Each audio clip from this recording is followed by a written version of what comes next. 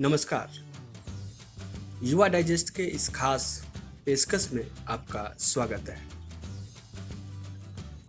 आज हम आपको एक जरूरी जानकारी देने जा रहे हैं जो आरटीआई से संबंधित है।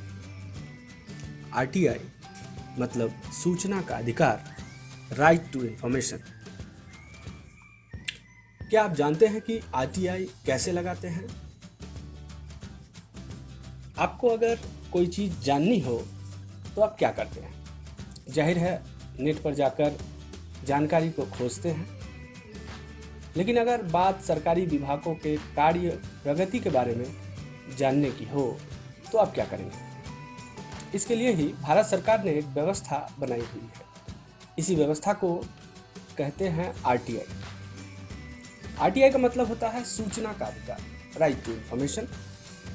इस अधिकार के तहत आपको सरकारी विभाग या सरकार से सहायता प्राप्त गैर सरकारी विभागों की जानकारी मिलती है।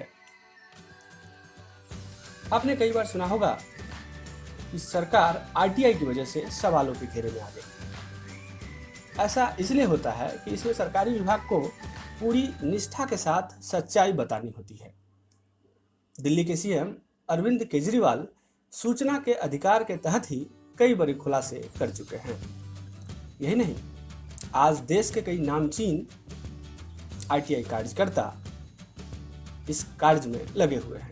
यहाँ एक बेसिक सा सवाल यह है कि आखिर हम ये सूचना का अधिकार इस्तेमाल कैसे करेंगे।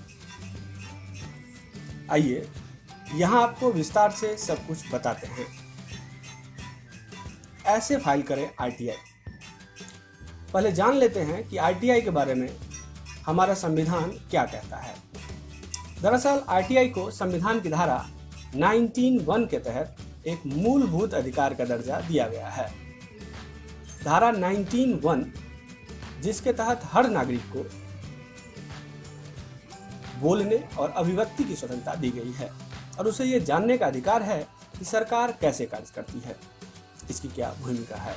सूचना का अधिकार अधिनियम प्रत्येक नागरिक को सरकार से प्रश्न पूछने का अधिकार देता है और इसमें टिप्पणियां, सारांश, दस्तावेजों या अभिलेखों की प्रमाणित प्रतियों या सामग्री के प्रमाणित नमूनों की मांग की जा सकती है।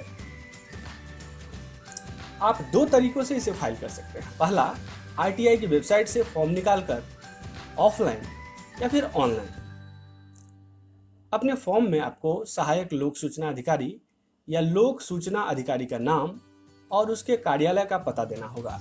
विषय में आपको लिखना होगा सूचना का अधिकार अधिनियम 2005 की धारा 6(1) के अंतर्गत आवेदन। इसके बाद आपको सूचना का ब्यौरा देना होगा जिसे आप लोक प्राधिकरण से प्राप्त करना चाहते हैं। फॉर्म में आपको अपना नाम, अपने पिता या पति का नाम, अपना वर्ग, जाति का ब्यौरा आदि देना होगा। आपको यह भी बताना होगा कि आप गरीबी रेखा से ऊपर हैं या नीचे। आपका मोबाइल नंबर भी आपको फॉर्म में लिखना होगा। पत्राचार के लिए आपको अपना डाक पता देना होगा और तारीख तथा स्थान जहां से आप इसे दाखिल कर रहे हैं वो भी बताना होगा। लास्ट में आपको फॉर्म में अपने साइन करने होंगे। अगर आप कुछ डॉक्यूमेंट्स साथ में भेजना चाहते हैं अपनी जानकारी से संबंधित तो वो भी आप भेज सकते हैं। अगर आप आवेदन ऑनलाइन कर रहे हैं तो उसका स्क्रीनशॉट या फॉर्म को पूरा भरकर उसे डाउनलोड कर लें। अगर आप ऑनलाइन नहीं भेज रहे हैं तो अपने फॉर्म की फोटोकॉपी करवाकर जरूर इसे अपने पास सुरक्षित रखें। आप इसे भारतीय डाक से ही भेज सकते हैं। किसी प्राइवेट कुरियर से इसे नहीं भेजा जा सकता है।